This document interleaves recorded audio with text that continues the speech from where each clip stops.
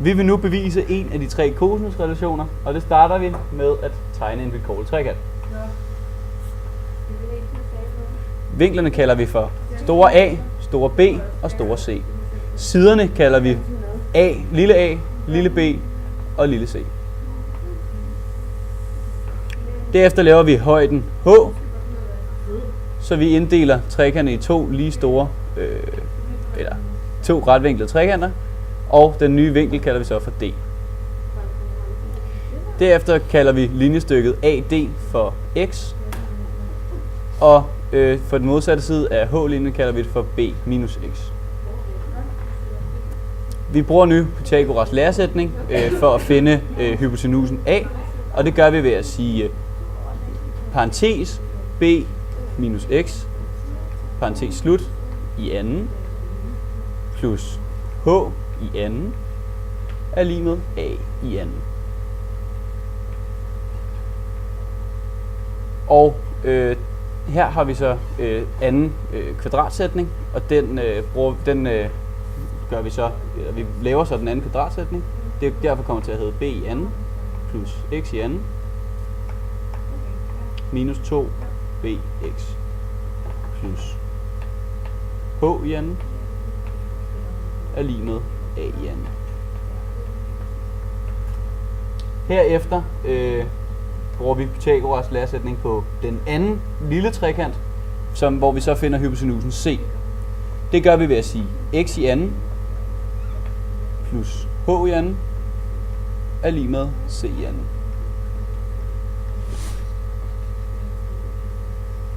Herefter isolerer vi så h i anden ved at sige h i anden er lig med c i anden minus x i anden.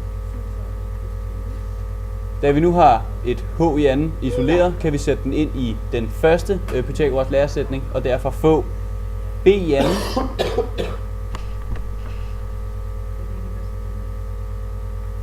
plus x i anden minus 2bx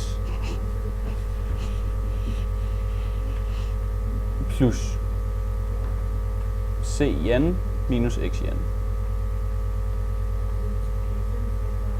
Herefter er lig med a i anden. Herefter kan vi så, fordi at cosinus til a giver, cosinus til a ved vi er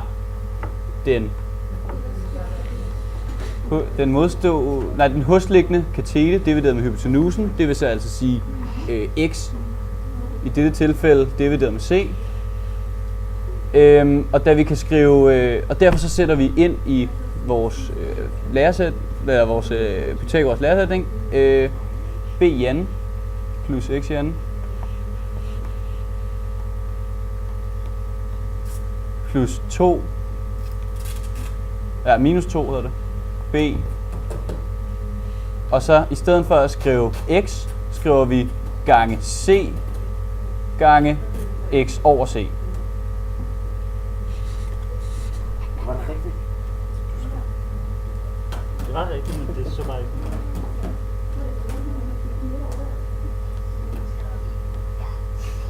ikke. X over c.